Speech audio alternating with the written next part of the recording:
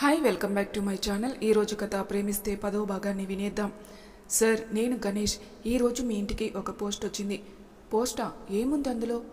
వాళ్ళ ముగ్గురు నుండి ఏమైనా ఫోన్ వచ్చిందా అడిగాడు మాట తప్పిస్తూ.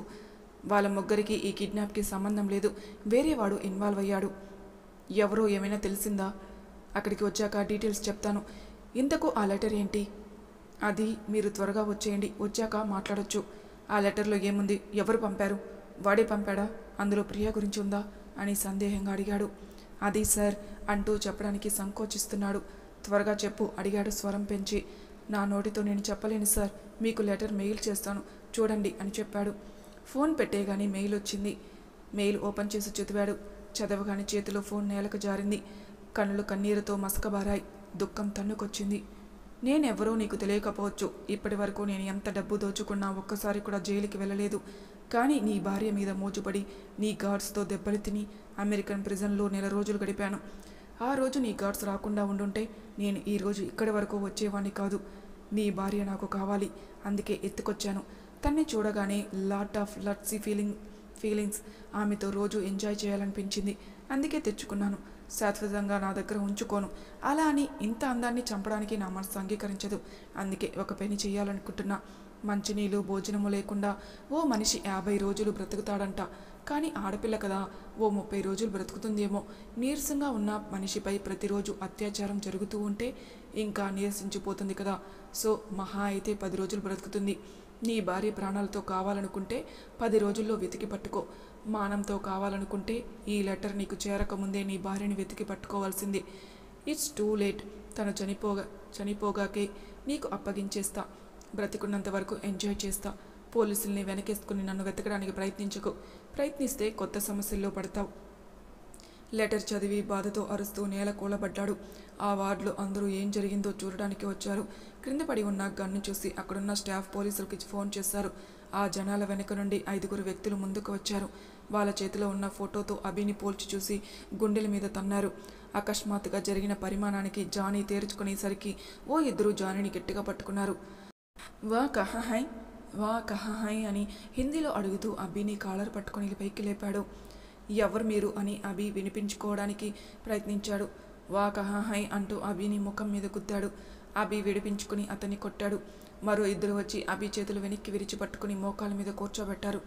అనిరుద్ కహాహై అని అడుగుతూ ముఖం మీద గుద్దుతూనే అన్నాడు. జానీ విడిపించుకోవడానికి గింజుకుంటున్నాడు. అతను కూడా వాడి కోసమే వెతుకుతున్నాడు అని ధనరాజ్ అభిని కొట్టకుండా అడ్డుకున్నాడు. అభి ముక్కు నుండి కనుల నుంచి అంచు నుండి రక్తం వస్తుంది. నిలవలేక నేల కూలబడిపోయాడు. వీన్ని కారు ఎక్కించండి అని హిందీలో వాళ్ళ మనసులతో చెప్పాడు. పోలీస్ సైరన్ వినపడగానే అభిని తీసుకెళ్లడానికి వేగంగా లేపారు. అభి ఓపిక తెచ్చుకుని చేతి దగ్గర ఉన్న గన్ తీసుకుని వాళ్ళకి గురిపెట్టాడు. అయినా వాళ్ళు భయపడకుండా మీదకి వచ్చేసరికి ఒకరిని షూట్ చేసేశాడు. ఇంతలో పోలీసులు వచ్చేసరికి మిగిలిన వాళ్ళు వదిలేసి పారిపోయారు. పోలీసులు అభి దగ్గర గన్ లాక్కుని స్టేషన్కి తీసుకుని వెళ్లారు. జానీ వాళ్ళని పట్టుకోవడానికి వెంటపడడంతో పోలీసులు అభిని మాత్రమే స్టేషన్కి తీసుకుని వెళ్లారు. అభి ముఖం నిండా రక్తం వస్తున్నా వాళ్ళు పట్టించుకోలేదు. అభిని పోలీసులు తీసుకెళ్లడం చూసి జానీ జీవాకి కాల్ చేశాడు. అభిని ఒక మూలన కూర్చోబెట్టి పోలీసులు వాళ్ళ పనులు చూసుకుంటున్నారు. అభి కాలు వెనకడంతో కాలు ఈడ్చుకుంటూ కానిస్టేబుల్ దగ్గరికి వెళ్ళాడు. నన్ను కొట్టింది ఎవరు అని అడిగాడు. నువ్వు ఎవరిని కాల్చావో నీకు కూడా తెలీదా? నేను కావాలని కాల్చలేదు. నువ్వు ఎలా కాల్చినా ఎస్ఐ గారు వచ్చే వరకు ఆగు. నేను ఒక కాల్ చేసుకోవాలి అని పక్కన ఉన్న ఫోన్ రిసీవర్ ఎత్తి చెవి దగ్గర పెట్టుకున్నాడు. అలాంటివేం కుదరవు, వెళ్ళి ఆ మూలన కూర్చో అన్నాడు రిసీవర్ లాక్కుంటూ. కానిస్టేబుల్కి డబ్బులు ఇవ్వడానికి అభి జోబుల నుండి డబ్బులు తీసి టేబుల్ మీద పెట్టబోయాడు. చెయ్యి పట్టు తిప్పి విసిరినట్టుగా పడ్డాయి. రౌడీ నా కొడక, నాకే లంచం ఇస్తావా అని కాలితో తన్ని లాకప్లో పెట్టి కొట్టారు. నేను వెళ్ళాలి ప్లీజ్, నా భార్యని వెతుక్కోవాలని తెలుగులో అరుస్తూ కటకటాల పట్టుకుని ఏడుస్తున్నాడు. ఆ మాటలు ఎవరూ పట్టించుకోలేదు. బాధపడుతూ ఒంటి నిండా గాయాలతో కదలలేక అలా పడుకుండిపోయాడు. కొంతసేపటి తర్వాత స్టేషన్కి ఎస్ఐ రాగానే అందరూ లేచి సెల్యూట్ కొట్టారు. లాకప్లోకి చూసి ఎవరితోనూ అని అడిగింది. మర్డర్ కేసు మేడం, వెపన్తో సహా పట్టుకున్నాం అని చెప్పారు. పారిపోవడానికి ట్రై చేశాడా? లేదు మేడం. మరెందుకు అంతలా కొట్టారు? లంచం ఇవ్వడానికి చూశాడు. మీరెప్పుడు లంచం తీసుకోలేదా అని అడిగింది ఆమె. కానిస్టేబుల్ మౌనంగా తలదించుకున్నాడు. మీ ఫ్రస్ట్రేషన్ మొత్తం ఖైదీల మీద చూపించడం కాదు. ఎఫ్ఐఆర్ ఫైల్ చేశారా? ముందు ఎఫ్ఐఆర్ ఫైల్ చేయండి. అభి ఏ స్టేషన్లో ఉన్నాడో తెలుసుకుని జీవా జానీ 2 వచ్చారు. జీవా ఆమె దగ్గరికి వెళ్ళాడు. మేడం, నేను పోలీస్ ఇన్ఫార్మర్ని, ఆ సార్ కోసం వచ్చాను అని లాకప్లో ఉన్న అభి వైపు చూపించాడు. ఇన్ఫర్మేషన్ ఇచ్చింది నువ్వేనా? ఇచ్చినందుకు డబ్బులు ఇవ్వాలా?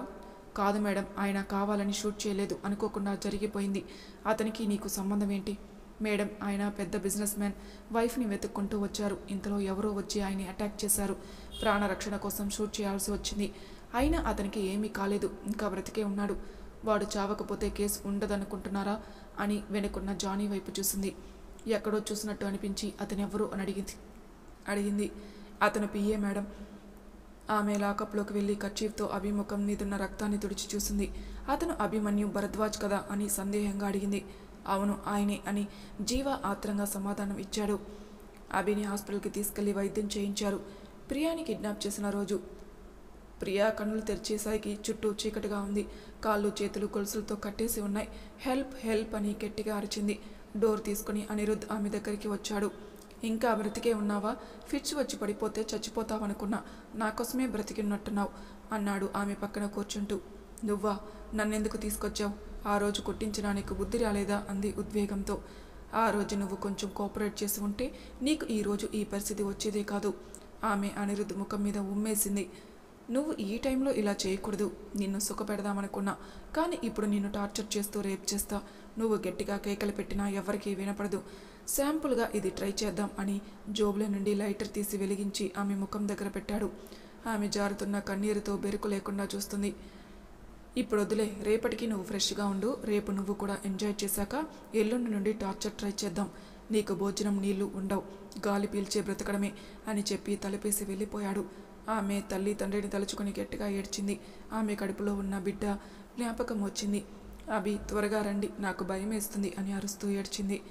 రాత్రి 8 గంటలైంది. హాస్పిటల్లో అభికి మెలకువ వచ్చింది. చేతికున్న సెలైన్ బలవంతంగా తీసేసి లేచాడు. సార్, మీకు రెస్ట్ కావాలి అని జానీ చెప్పాడు. అభి, మీరు ఈ టైంలో బయటికి వెళ్ళడం మంచిది కాదు. మీకోసం వాళ్ళెవరో వెతుకుతున్నారు అని జీవా చెప్పాడు. ఇంతలో ఆమె లోపలికి వచ్చింది. హాయ్, ఇప్పుడు ఎలా ఉంది అని అడిగింది. అభి పట్టించుకోలేదు. వెళ్ళిపోవడానికి లేచాడు. హలో మిస్టర్, ఎక్కడికి వెళ్తున్నారు? మీ మీద మర్డర్ కేసు ఉంది అంది. ఆ కేసు నుండి బయటికి ఎలా రావాలో నాకు తెలుసు అని ముందుకు అడుగు వేసి పడబోయాడు. ఆమె పట్టుకొని మంచం మీద కూర్చోబెట్టింది. నాకు తెలుసు మీరు ఏదైనా చేయగలరు, కానీ అంత అవసరం లేదు. అతనికి ఏం కాలేదు, నేను మేనేజ్ చేస్తాను. వాళ్ళు మీకోసం ఎందుకు వచ్చారు? మా వాళ్ళు ఎంక్వైరీ చేస్తున్నారు. మీరు నాకెందుకు హెల్ప్ చేస్తున్నారు? నేను మీకు తెలుసా అని ప్రశ్నార్థకంగా అడిగాడు. హో, నన్ను నేను పరిచయం చేసుకోవడం మర్చిపోయాను. నా పేరు అషితా గౌతమ్. 2nd PS ఎస్ఐగా చేస్తున్నాను. సార్, ఎలా తెలుసు మీకు అని జీవా అడిగాడు. అదొక సాడ్ స్టోరీ, ఇప్పుడు అది అవసరం లేదు అని చెప్పింది. నేను షూట్ చేసిన తన్ని ఒకసారి కలవాలి అన్నాడు. ఇప్పుడు కుదరదు, అతను సరిగ్గా మాట్లాడలేకపోతున్నాడు. మా వాళ్ళు ఎంక్వైరీ చేస్తున్నారు. వాళ్ళు మీ మీద ఎందుకు అటాక్ చేస్తారో తెలిస్తే నేను మీకు చెప్తాను. ఇప్పుడు మీకు రెస్ట్ అవసరం. లేదు, నేను వెళ్ళాలి, ప్రియాని వెతుక్కోవాలి అని మంచం మీద నుండి లేచాడు.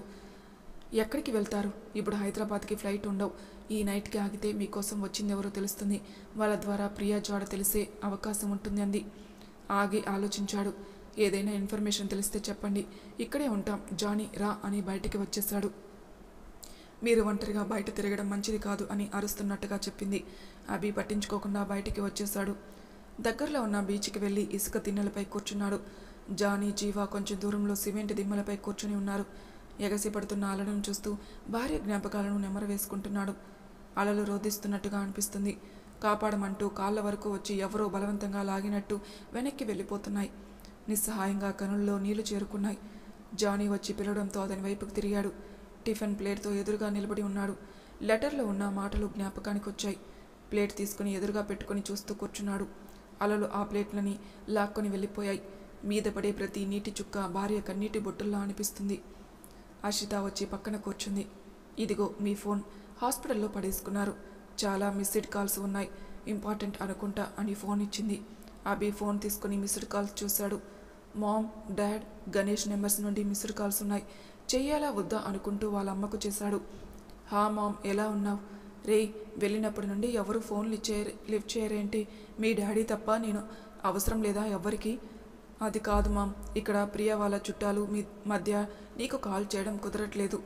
సరే, ఒకసారి ప్రియాకి ఇవ్వు, మాట్లాడి చాలా రోజులైంది అంది ఆతృతగా అడిగింది. అభి కంటి నుండి కన్నీరు జారింది. మౌనంగా ఉండిపోయాడు. ఏం మాట్లాడవేంట్రా, ఒకసారి అమ్మాయికి ఇవ్వు. బాధతో అభికి గొంతు పెగలటం లేదు. బాధను తట్టుకుంటూ తను పడుకుందని సమాధానమిచ్చాడు. అలా మాట్లాడతావేంట్రా, ఏమైంది? అభి కనులు తుడుచుకొని గట్టిగా ఊపిరి తీసుకున్నాడు. ఏం లేదు మామ్, ఇక్కడ వాటర్ పడక వాయిస్ ఇలా ఉంది అని చెప్పాడు. సరే, హెల్త్ జాగ్రత్తగా చూసుకో. అమ్మాయి లేచాక నాకు ఫోన్ చేయి. ఓకే మామ్ అని ఫోన్ కట్ చేశాడు. అభి కంటి నుండి కన్నీరు జారుతూనే ఉంది. ప్రియా విషయం మీ అమ్మగారికి తెలియదా అని అషిత అడిగింది. ఇంతలో గణేష్ దగ్గర నుండి ఫోన్ వచ్చింది. ఎత్తి చెవి దగ్గర పెట్టుకున్నాడు. సార్, మీరు బాగానే ఉన్నారా అని ఆందోళనగా అడిగాడు. నేను బాగానే ఉన్నాను. ప్రియా గురించి ఏమైనా తెలిసిందా? ఇక్కడ మీ ఇంటి మీద అటాక్ జరిగింది. వాట్? 6 వచ్చారు, కానీ ఇంతమంది సెక్యూరిటీ ఉంటారని వాళ్ళు ఊహించలేదు. మీ వాళ్ళని పట్టుకున్నారు. ఇప్పుడు మా కస్టడీలోనే ఉన్నారు. వీళ్ళు లోకల్ రౌడీలే, కానీ వీళ్ళని పంపిన వాళ్ళు ముంబై నుండి వచ్చారు. వాళ్ళు దొరకలేదు. వీళ్ళ దగ్గర మీ ఫోటో, మేడం ఫోటో ఉన్నాయి, కానీ వాళ్ళు అనిరుద్ధ్ అని వేరే ఎవరినో అడుగుతున్నారు. ప్రియని ఎత్తుకెళ్ళింది వాడే. వాళ్ళ దగ్గర వాడి ఫోటో ఉందేమో కనుక్కోండి. ముంబైకి మాకు సంబంధం ఏంటో, వాడి కోసం వాళ్ళు మమ్మల్ని ఎందుకు వెతుకుతున్నారో ఇక్కడ నేను కనుక్కుంటా అని ఫోన్ కట్ చేశాడు. ఫోన్ కట్ చేసి ఎగిసిపడే కెరటాలు చూస్తూ ఆలోచిస్తున్నాడు. ఏదైనా సమస్య అడిగిందామె. వైజాగ్లో ఎవరో నా కోసం వెతుకుతున్నారు. వాళ్ళకి కావాల్సింది అనిరుద్ధ్, కానీ నా కోసం ఎందుకు వెతుకుతున్నారో అర్థం కావట్లేదు అని నిట్టూర్చాడు. నాకు జానీ విషయం చెప్పాడు. హాస్పిటల్లో ఉన్న వ్యక్తి కోలుకుంటే ప్రియా జాడ తెలిసే అవకాశం ఉంది. మీరేం కంగారు పడకండి అని జాలిగా అభి వైపు చూస్తూ చెప్పింది. ఇంతలో అభికి విక్రమ్ కాల్ చేశాడు. రేయ్ అభి, ఎక్కడున్నావు? కంగారుగా అడిగాడు. డాడ్, ముంబైలో ఉన్నాను. ఎందుకు కంగారు పడుతున్నారు? నిన్ను కిడ్నాప్ చేశామని ఎవరో ఫోన్ చేసి ప్రాజెక్ట్స్ ఆపకపోతే నిన్ను చంపేస్తామని బెదిరించారు. సెక్యూరిటీ లేకుండా ఒంటరిగా ఎందుకు వెళ్ళావు అని విక్రమ్ సీరియస్ అయ్యాడు. నాకేం కాలేదు డాడ్, మీరేం కంగారు పడకండి. I'm safe with the lady police. ఆ ముగ్గురి కోసం ముంబై వచ్చాను, కానీ మరో విషయం తెలిసింది అని అనిరుద్ధ్ గురించి చెప్పాడు. వాడు డీసీలో మన కంపెనీలోనే వర్క్ చేశాడు. వాడి డీటెయిల్స్ నాకు మెయిల్ చేయండి. రేపు ఎలాగైనా ప్రియా జాడ తెలుసుకుంటా. మీరు కంగారు పడకండి, నాకేం కాదు. ఎవరికో భయపడి మీరు ప్రాజెక్ట్స్ ఆపొద్దు. ఇక్కడ సిచ్యువేషన్స్ నేను హ్యాండిల్ చేస్తాను. మామ్ని జాగ్రత్తగా చూసుకోండి. రేయ్ అభి, నువ్వు అక్కడ ఒంటరిగా ఉండడం సేఫ్ కాదు. నా గురించి కంగారు పడకండి డాడ్. నాకేదైనా అయిందని ఎవరైనా చెప్తే మీరు కళ్ళతో చూసే వరకు నమ్మకండి. మామ్ జాగ్రత్త అని కాల్ కట్ చేశాడు. గౌతమ్ ఆ హాస్పిటల్లో ఉన్న వాడితో ఇప్పుడు మాట్లాడడం కుదరదా అని అడిగాడు నిరాశగా. అతనికి స్పృహ వస్తే మా వాళ్ళు కనుక్కుంటారు. మీరు ప్యానిక్ అవ్వకండి. టైం 10 అయింది. ఈ టైంలో ఇక్కడ ఉండకూడదు. రండి వెళ్దాం అని లేచి చెయ్యి ఇచ్చింది. అభి అసహనంగా తల తిప్పుకున్నాడు. ఎగిసిపడుతున్న కెరటాలను పరీక్షగా చూస్తున్నాడు. ఆమె భుజం తట్టి వెళ్దాం అంది. భారంగా ఊపిరి తీసుకుని లేచాడు. నడుచుకుంటూ రోడ్డు మీద ఉన్న జీప్ దగ్గరికి వచ్చారు. దగ్గరలో ఏదైనా హోటల్ ఉందా అని అభి అడిగాడు. ఉంది, తాజ్ మహల్ ప్యాలెస్, కానీ ఈ అవతారంలో మీకు ఎంట్రీ ఉండదు. నన్ను అక్కడికి తీసుకెళ్ళండి, కొనేద్దాం అన్నాడు. మీరు ఏదైనా కొనగలరు, కానీ మీరు పబ్లిక్ ప్లేస్లో ఉంటే ప్రమాదం. అటువైపు చూడండి అని దూరంగా ఆగి ఉన్న ఓ కారు చూపించింది. ఎవరిది ఆ కార్ అని సందేహంగా అడిగాడు. నేను వెళ్ళగానే మిమ్మల్ని ఎత్తుకెళ్ళడానికి సిద్ధంగా ఉన్నారు అని చెప్పింది. నీ దగ్గర గన్నుందా అని అడిగాడు. ఉంటే అందరినీ కాల్చుకుంటూ వెళ్ళిపోతావా? కొంచెం కూడా బ్రెయిన్ యూజ్ చేయవా అంది చిరుకోపంతో. నువ్వు పోలీసే కదా, చూస్తూ నిలబడి ఉండకపోతే వెళ్ళి వాళ్ళని పట్టుకోవచ్చు కదా అని కారు వైపు చేయి చూపిస్తూ చెప్పాడు. కారు అక్కడి నుండి వెళ్ళిపోయింది. వాళ్ళు వెళ్ళిపోయారు. ఈ నైట్కి నా ఇంటి దగ్గరే స్టే చేయండి. 2 పోలీసుల్ని సెక్యూరిటీగా రమ్మంటాను అంది. నీ వల్లే వాళ్ళని పట్టుకునే ఛాన్స్ మిస్ అయింది. వాళ్ళు మన కోసమే వచ్చారని తెలిసినప్పుడు చేట్ చేసి పట్టుకునే వాళ్ళం కదా. వెళ్ళిపోయే వరకు షో చూసినట్టు చూసావు అని ఆమె మీద సీరియస్ అయ్యాడు. సమస్య వచ్చినప్పుడు ఎదిరించాలి, సమస్య తెచ్చుకొని కాదు. అయినా వాళ్ళ వైపు చేయి చూపించి వెళ్ళిపోయేలా చేసింది నువ్వు. నన్నంటున్నావా? ముంబైలో గ్యాంగ్ స్టార్స్ అందరూ నీకోసమే వెతుకుతున్నారు. ఇంకా చాలామంది వస్తారు, వాళ్ళని పట్టుకుందాం. ముందు జీప్ ఎక్కండి అంది దెప్పి పొడుపుగా. No need, I can take care of myself. Sir, ఈ టైంలో మీరు మేడంతో వెళ్ళడమే సేఫ్. బయట ఉండడం మంచిది కాదు అని జీవా చెప్పాడు. అభి ఆలోచిస్తున్నాడు. ఎక్కండి సార్, మీరు బాగుంటేనే మేము బాగుండేది అందామే. అభి మౌనంగా వెనుక సీట్లో ఎక్కి కూర్చున్నాడు. నేను మిమ్మల్ని రేపు ఉదయాన్నే కలుసుకుంటాను అని చెప్పి జీవా వెళ్ళిపోయాడు. జానీ అభి పక్కన కూర్చున్నాడు. డ్రైవర్ జీప్ స్టార్ట్ చేశాడు. వెళ్తున్న జీప్లో నుండి బయటకు చూస్తూ అభి ఆమెకు సారీ చెప్పాడు. ఇట్స్ ఓకే, నేనే నీకు సారీ చెప్పాలి అని అభి వైపుకి తిరిగి చిరునవ్వు నవ్వింది. అభి ముఖంలో ఏ భావన లేకుండా బయటకు చూస్తున్నాడు. జీప్ ఇంటి ముందు ఆగింది. 2 కానిస్టేబుల్స్ని సెక్యూరిటీ పంపమని డ్రైవర్తో చెప్పి పంపేసింది. ఇంట్లో ఇంకెవరూ లేరా అని సందేహంగా అడిగాడు. నేనొక్కదానినే ఉంటా. మరి నీ పేరెంట్స్? ఏమో, ఎక్కడో ఉండొచ్చు, ఉండకపోవచ్చు. మీరు ఈ బెడ్రూమ్లో రెస్ట్ తీసుకోండి, మీ పిఏ ఆ బెడ్రూమ్లో ఉంటాడు అని బెడ్రూమ్ చూపించింది. అంటే నీ పేరెంట్స్ ఎవరో నీకు తెలీదా? ఆమె నిట్టూర్చుతూ అభి వైపుకి తిరిగి తెలియదని సమాధానం ఇచ్చింది. సారీ అని బెడ్రూమ్లోకి వెళ్ళిపోయాడు. ఆ కబోర్డ్స్లో డ్రెస్సెస్ ఉన్నాయి, మీరు యూజ్ చేసుకోవచ్చు అని చెప్పింది. అభి కబోర్డ్ ఓపెన్ చేసి డ్రెస్ తీసుకున్నాడు. ఈ డ్రెస్సెస్ ఎవరివి అని అడిగాడు ఆమె వైపు చూస్తూ. మీరు వస్తారని ముందే ఊహించి కొనిపెట్టాను అంది. ఆమె వైపు అనుమానంగా చూశాడు. ఆమె చిన్నగా నవ్వి అవి నా హస్బెండ్ డ్రెస్సెస్ అని చెప్పింది. నీకు పెళ్ళయిందా? మరి నీ హస్బెండ్ ఎక్కడా అడిగాడు ఆశ్చర్యంగా. నిస్సహాయంగా నవ్వింది. అతని పేరు గౌతమ్. ఇండియన్ ఆర్మీలో వర్క్ చేసేవాడు. మాకు కాలేజీ నుండి పరిచయం ఉండేది. ప్రేమించుకున్నాం, పెళ్లి చేసుకోవాలనుకున్నాం. వాళ్ళ ఇంట్లో కూడా ఒప్పుకున్నారు. కానీ మా పెళ్లి కాకుండానే బార్డర్లో జరిగిన గొడవల్లో చనిపోయాడు. గౌతమ్ని మర్చిపోలేక జీవితాంతం అతని జ్ఞాపకాలతోనే బ్రతకాలని నిర్ణయించుకున్నాను. అందుకే హస్బెండ్ అని చెప్పాను. ఇది జరిగి 3 years అవుతుంది అని చెప్పడం పూర్తి చేసింది. నిన్ను బాధ పెట్టినందుకు సారీ అన్నాడు. నాకు ఈ బాధ అలవాటే. ఈ ట్యాబ్లెట్స్ వేసుకొని రెస్ట్ తీసుకోండి అని ట్యాబ్లెట్స్ ఇచ్చి అభి షర్ట్ మీద బ్లడ్ చూసింది. మీ వీప్ మీద బ్లీడింగ్ అవుతున్నట్టుంది, షర్ట్ తీయండి, కాటన్ చేంజ్ చేద్దాం అని చెప్పింది. వద్దు, జానీ చేస్తాడు, మీరెళ్ళి రెస్ట్ తీసుకోండి. 1.5 years నుండి చూస్తున్నా, జానీ లేకుండా ఉండలేరా? కొంచెం అతనికి రెస్ట్ ఇవ్వండి, నేను చేంజ్ చేస్తా. షర్ట్ తీయండి అని కాటన్ తీసింది. 1.5 years? మేం మీకెలా తెలుసు? సందేహంగా షర్ట్ తీస్తూ అడిగాడు. చెప్తే ఫీల్ అవుతారు అని కాటన్తో బ్లడ్ తుడుస్తూ అంది. పర్లేదు, ఫీల్ అవ్వను. గౌతమ్కి అలా జరిగాక కర్ణాటక గవర్నమెంట్ వాళ్ళ ఫ్యామిలీకి 50 lakhs ఎక్స్గ్రేషియా ఇచ్చింది. వాళ్ళు ఆ డబ్బుని నా పేరు మీద డిపాజిట్ చేసి లండన్లో ఉన్న వాళ్ళ కూతురు దగ్గరికి వెళ్ళిపోయారు. అంత డబ్బుతో నాకేం చేయాలో తెలియలేదు. ఒక 10 lakhs నా జాబ్ కోసం ఖర్చు అయింది. బ్యాంక్ వాళ్ళు ఏదో ఒక కారణం చెప్పి మిగిలిన డబ్బు కొంచెం కొంచెం కట్ చేసుకుంటున్నారు. 39 lakhs మిగిలాయి. షేర్స్లో పెడితే అలా ఉంటాయని, ఏ కంపెనీలో పెడితే డబ్బు సేఫ్గా ఉంటుందని 1 year ఆన్లైన్ చేశాను. అప్పుడే మీ కంపెనీ గురించి తెలిసింది. ఇప్పటి వరకు డౌన్ఫాల్ లేకుండా ఉన్న కంపెనీ మీద ఒకటే, అందుకని ఆ డబ్బంతా మీ కంపెనీలో పెట్టాను. అప్పటి నుండి న్యూస్లో మిమ్మల్ని ఫాలో అవుతున్నా. ఆ తర్వాత మీ కంపెనీ డౌన్ఫాల్ స్టార్ట్ అయింది. మీ లైఫ్లో ఏదేదో అయిపోయింది. నా అదృష్టాన్ని నేను తిట్టుకున్నా. చిన్నప్పటి నుండి కావాలనుకున్నదేది నాకు దక్కలేదు. ఆశించకుండా వచ్చిన డబ్బు కూడా నా దగ్గర నిలవలేదు. అనవసరంగా మీ కంపెనీలో డబ్బు పెట్టి నా దురదృష్టాన్ని మీకు అంటించాను. మీ వైఫ్కి మీరు దూరం అవ్వడానికి కూడా కారణం నేనే అనిపించింది అని చెప్పడం పూర్తి చేసి గాయం తుడిచి కాటన్ పెట్టి ప్లాస్టర్ వేసింది. Thank you. మీ డబ్బు ఎక్కడికి పోదు. ఇంకో 3 నెలల్లో 4 వంతులు ఎక్కువై మీ దగ్గరికి వస్తుందని చెప్పాడు. ఆమె చిన్నగా నవ్వింది. నాకు ఆ డబ్బు కాదు, మీరు మీ వైఫ్ ఒక్కటవ్వడం కావాలి అని అభి కళ్ళల్లోకి చూస్తూ రెస్ట్ తీసుకోండి, ఏదైనా అవసరమైతే పిలవండి అని చెప్పి హాల్లోకి వెళ్ళిపోయింది. మధ్యరాత్రిలో అభికి ఆకలి వేసి మెలకువ వచ్చింది. నిద్ర పట్టక బయటకు వెళ్ళాడు. అషిత హాల్ సోఫాలో పడుకుని ఉంది. జానీ బయట గేట్ దగ్గర కానిస్టేబుల్స్తో ఉన్నాడు. ఆకలితో కడుపు నొప్పి వచ్చి హాల్లో అటు ఇటు తిరుగుతున్నాడు. ఆ సడికి ఆమెకు మెలకువ వచ్చి చూస్తుంది. అభి ఏమైంది అంటూ లేచి లైట్ వేసింది. ఏం లేదు, పడుకో అని గదిలోకి వెళ్ళిపోయాడు. ఆమె ఫ్రిడ్జ్లో ఫ్రూట్స్ తీసుకుని అభి దగ్గరికి వెళ్ళి లైట్ వేసింది. లేచి కూర్చున్నాడు. ఏమైంది, పొట్ట పట్టుకుంటున్నావు? నిన్న నైట్ ఏం తినలేదా అని అనుమానంగా అడిగింది. అభి మౌనంగా ఉన్నాడు. నేను గణేష్ని కాంటాక్ట్ అయ్యాను. లెటర్ గురించి చెప్పాడు. కిడ్నాపర్స్ అంతా కర్కశంగా ఉండరు, ఆమెకు భోజనం పెడతారు. ఆమె తినదేమో అని నువ్వు కూడా పస్తులుండడం ఏంటి? అర్థం లేకుండా. ఆమెను వెతకడానికైనా నీకు ఎనర్జీ కావాలి కదా, ఈ ఫ్రూట్స్ తిను అని ఫ్రూట్స్ ముందు పెట్టింది.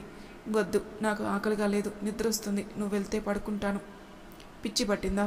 నువ్వు తినే వరకు పడుకోవడానికి వీల్లేదు అంది చిరుకోపంతో. అభికి కడుపులో పేగులు మెల్లిపెట్టినట్టుగా అనిపించి యాపిల్ తీసుకుని తిన్నాడు. సారీ ప్రియా అని ఏడుస్తూ ఆపిల్ విసిరి కొట్టాడు. ఓ కంట్లో నుండి కన్నీరు, మరో కంటి నుండి రక్తం వస్తుంది. ఆమెకు బాధ కలిగింది. నువ్వు ఏడిస్తే ఈ గాయం తగ్గదు అని కాటన్తో బ్లడ్ తుడుస్తూ ఓదార్చింది. ఉదయం 3 గంటలకు ఆమె వచ్చి అభిని లేపింది. ఆమె యూనిఫామ్లో ఉండడం చూసి ఎక్కడికని అడిగాడు. రైల్వే గూడెంలో షూట్అవుట్ జరిగింది, నేను అర్జెంటుగా వెళ్ళాలి, నేను మార్నింగ్ రావడానికి లేట్ అవ్వచ్చు, ఫోన్ కాంటాక్ట్లో ఉంటాను, ఇది నీ దగ్గర పెట్టుకో అని ఒక పాకెట్ చేతిలో పెట్టింది. దీన్ని చూశాడు. గన్ ఉంది, ఈ గన్కి లైసెన్స్ లేదు, నిన్ను నువ్వు కాపాడుకోవడానికి మాత్రమే ఉపయోగించుకోవాలి. ఆవేశంతోనో పారిపోయే వాడిని పట్టుకోవడానికో షూట్ చేయకు. పబ్లిక్లో గన్ బయటకు తీయకు, బయట సెక్యూరిటీ ఉండరు, జాగ్రత్త అని చెప్పి ఆమె వెళ్ళిపోయింది. అభికి ఇంకా నిద్ర పట్టలేదు. ఇంతలో ఒక ఆటో వచ్చి ఇంటి ముందు ఆగింది. ఓ ముసలి వ్యక్తి కారు దిగాడు. లోపలికి రానివ్వకుండా జానీ గేట్ దగ్గరే ఆపేశాడు. డీటెయిల్స్ కనుక్కొని అభి దగ్గరికి వచ్చి చెప్పాడు. ఎక్స్ మేయర్ వచ్చారని చెప్పాడు. అభి లోపలికి పంపమని చెప్పాడు. అతను ఒక సూట్ కేసుతో వచ్చి అభి ముందు సోఫాలో కూర్చున్నాడు. నా పేరు చటర్జీ. నేను ముంబై మాజీ మేయర్ని. 30 ఏళ్ళుగా ఇక్కడ మీ కంపెనీ వ్యవహారాలన్నీ నేనే చూసుకుంటున్నాను. ఇక్కడున్న కంపెనీల లాభాలన్నీ ఈ దేశం కోసమే ఖర్చు చేయాలని ఉద్దేశంతో విక్రమ్ గారు మీ కంపెనీలన్నిటినీ మాకు అప్పగించారు. మీ కంపెనీల లాభాలతో హాస్పిటల్, ట్రస్ట్, కాలేజెస్ ఇలా ఎన్నో నడుస్తున్నాయి అని ఆయన చెప్తుండగా ఇదంతా నాకెందుకు చెప్తున్నారు? ఇప్పుడు మీరు నాకు ఏ రకంగా సహాయపడతారో అది చెప్పండి అన్నాడు సూటిగా. నైట్ మీ నాన్నగారు కాల్ చేసి విషయం చెప్పారు. మీ విషయంలో నేను ఎటువంటి సాయం చేయలేను, క్షమించాలి అన్నాడాయన. ఎందుకు చేయలేరు అడిగాడు ఉద్రేకంగా. నాకు త్రివేది దగ్గర నుండి బెదిరింపు కాలు వచ్చింది. మాఫియాతో పెట్టుకుంటే మనం ఇక్కడ బిజినెస్ చేసుకోలేం. నేను మిమ్మల్ని కలిశానని తెలిస్తే నన్ను బ్రతకనివ్వడు. అందుకే మారువేషంలో వచ్చాను. త్రివేది ఎవరు? Mumbai mafia leader. మీరు ఇక్కడే బ్రతకాలి కాబట్టి మీరు భయపడండి. నేను భయపడను. నేను మీకు హెల్ప్ చేస్తే నన్ను బ్రతకనివ్వరు. మీకు భయం వేస్తే నాకు లోకల్ డీలర్స్ని పరిచయం చేయండి. నేను వాళ్ళ హెల్ప్ తీసుకుంటాను. వాళ్ళు మాఫియా సాయంతోనే లీడర్స్ అయ్యారు, మీకు హెల్ప్ చేయరు. ఎంతో కొందకి డీల్ మాట్లాడండి సార్, డాలర్తో పని అవుతుంది కదా అన్నాడు ఆవేశంగా. మాఫియాతో గొడవ పెట్టుకుని బ్రతకడం మీరు ఆవేశపడినంత ఈజీ కాదు సార్. ఆ లీడర్స్ డబ్బులు తీసుకుని మీకు చిన్న చిన్న హెల్ప్స్ చేయగలరు, కానీ మాఫియాకి ఎదురెరరు. పోనీ పోలీసులతో మాట్లాడండి సార్, నాకు సెక్యూరిటీ ఇప్పించండి. నేను నా వైఫ్ని వెతుక్కోవడానికి వచ్చాను, మాఫియాతో గొడవ పెట్టుకోవడానికి కాదు. పోలీసులే మాఫియాకి భయపడి దాక్కుంటారు. మీరు సేఫ్గా ఉండాలంటే అమెరికా పారిపోవాలి, లేదా మెయిన్ స్విచ్ ఆఫ్ చేయాలి. అంటే అని ప్రశాంతకంగా అడిగాడు. మిమ్మల్ని కిడ్నాప్ చేయడానికి త్రివేదిని హైర్ చేసింది ఎవరో కనుక్కొని వాడితో మాట్లాడితే సరిపోతుంది. త్రివేదితో మీటింగ్ ఏర్పాటు చేయడం కుదురుతుందా? వాడితోనే డీల్ మాట్లాడుకుందాం అన్నాడు. త్రివేది మాట మీద నిలబడతాడు, డబ్బుకి లొంగడు. ఏది కుదిరినప్పుడు నా దగ్గరికి ఎందుకు వచ్చారు అని ఆవేశంగా పైకి లేచాడు. అతను శాంతంగా పైకి లేచాడు. మీ డాడ్ మీది, ఇది మీకు ఇవ్వమన్నారు, అందుకే వచ్చాను అని జోబుల నుండి ఫ్లైట్ టికెట్ తీసి ఇచ్చాడు. మీ వైఫ్ని వెతకడానికి మీ డాడ్ అమెరికా నుండి స్పెషల్ టీంని పంపిస్తానన్నారు. మీరు వెంటనే అమెరికా బయలుదేరాలి. సేఫ్గా ఎయిర్పోర్ట్లో డ్రాప్ చేస్తాను అన్నాడాయన. ప్రియా లేకుండా నేను అమెరికా వెళ్ళే ప్రసక్తే లేదు అని ఆవేశంగా టికెట్ చింపి విసిరేశాడు. మీ గురించి మీ డాడీకి బాగా తెలుసు. మాట వినకపోతే ఈ సూట్ కేసు మీకు ఇవ్వమన్నారు అని సూట్ కేసు టీపాయ్ మీద పెట్టాడు. అందులో ఏముంది? మీరే తీసి చూడండి అన్నాడాయన. అభి సూట్ కేసు ఓపెన్ చేసి చూశాడు. Guns, bullets, bullet proof west ఉన్నాయి. మీరు ఒంటరిగానే యుద్ధం చేయాలి. మీ పేరుకున్న చరిత్రని తిరగడానికి ప్రయత్నించండి అని చెప్పి ఆయన వెళ్ళిపోయాడు.